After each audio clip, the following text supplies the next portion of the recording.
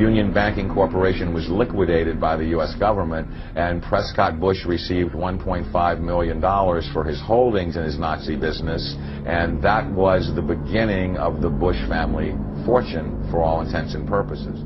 George Bush takes his inspiration from what he learned in Skull and Bones and from the Thule Society that Hitler and Goebbels and Goring cut their teeth in, Bohemian Grove, these evil organizations that perpetrate the ugly things that these criminals are doing to this country, for which they must be held accountable.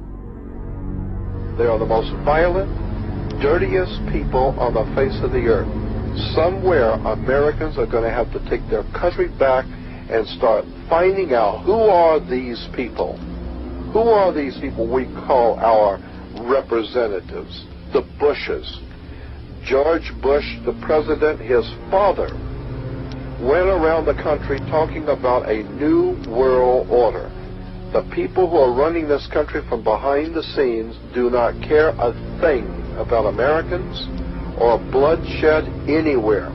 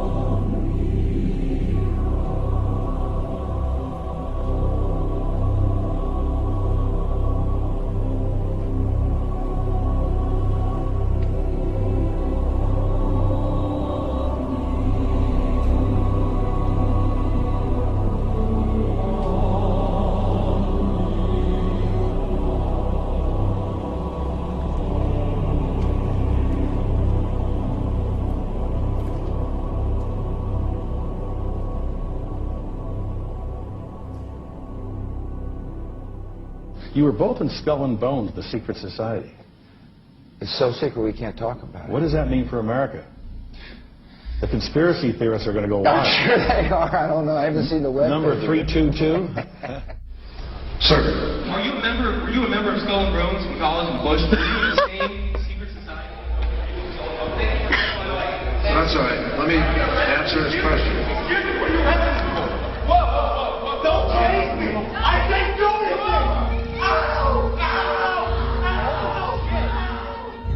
And what you're looking at here, staggeringly, is a group of people, some of the most famous people in America, in long gowns. Behind them there, you see a 40-foot stone owl.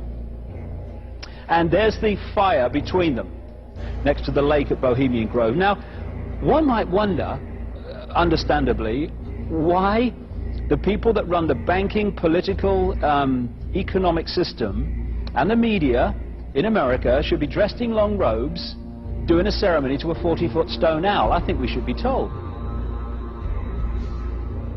No doubt you'll be hearing about all the differences between John Kerry and George W. Bush. But we've discovered they do have something in common. During their respective college days at Yale, they both belonged to a group called Skull and Bones. He's come pretty close. She was part of a team that successfully recorded part of the initiation ceremony that takes place in the tomb's courtyard.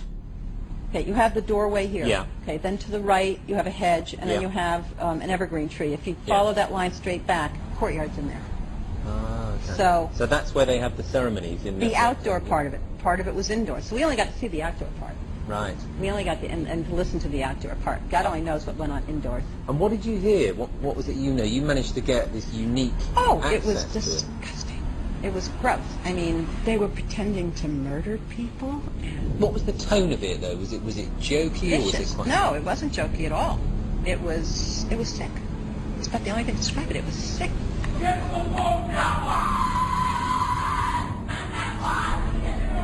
What you're hearing is the first recording ever made of the Skull and Bones initiation ceremony. It has never been broadcast before.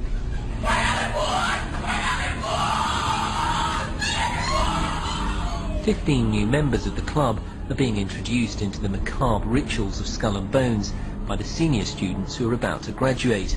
The club has what some might see as a strange fascination with death, skulls and bones, There's the chants too, difficult to hear first of all, but including the devil equals death, and death equals death.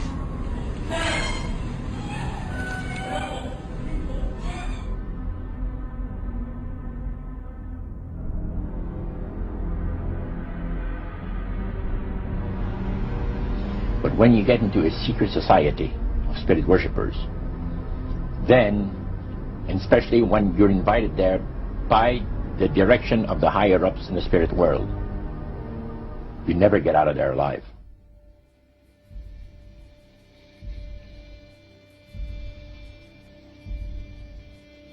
And he told us, he says, look, we worship spirits. We worship Lucifer and all his angels. They're just as beautiful as they did before they were cast out of heaven. He says there was a misunderstanding in the whole thing. He said among the inhabitants of the galaxies. And he says our master was misunderstood. And they always praise the great master, Satan, as a super intelligent being that he is, beautiful to behold. And if he ever appears to you, you won't be able to look upon him because it'll be too bright.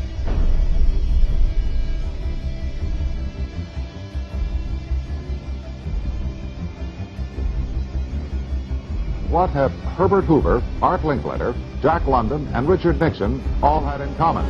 Well, they've all been members of the exclusive all-male Bohemian Club in California, where every year at this time, the elite from around the country get together for 2.5 weeks of fun and games.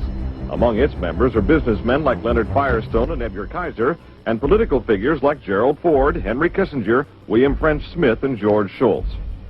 President Reagan, Vice President Bush, and Defense Secretary Weinberger are members of other camps. Richard Nixon is a Bohemian, and so are high-ranking executives of such companies as Eastern Airlines, Standard Oil of Indiana, and Bank of America. Privacy is one of the Grove's most cherished virtues. Members may not photograph, record, speak, or write about activities at the retreat. While many public officials are Grove members, the press is a distinctly unwelcome guest. We're from ABC News. Well, get back there. Get back there. Can we talk to somebody in the... Get back there. You see, for over 120-plus years in Northern California, in Sonoma County, on a 2,700-acre secluded redwood grove, leaders from around the world, prime ministers, chancellors, presidents, governors, again, the heads of industry, banking, academia, the media, Hollywood, travel there to engage in bizarre, ancient Canaanite, Luciferian, Babylon mystery religion ceremonies. We were inside 4 hours. That's only one day out of the 2 weeks that they meet there for the admitted Summer Fire Festival of the Bohemian Club.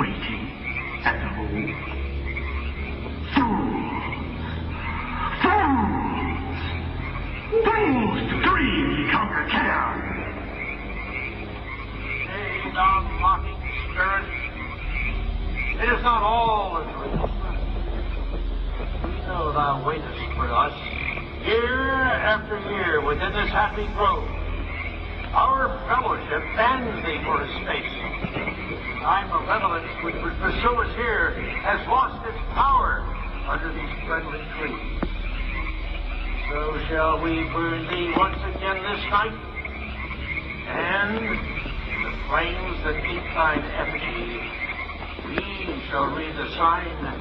Midsummer sets us free. He shall burn me once again.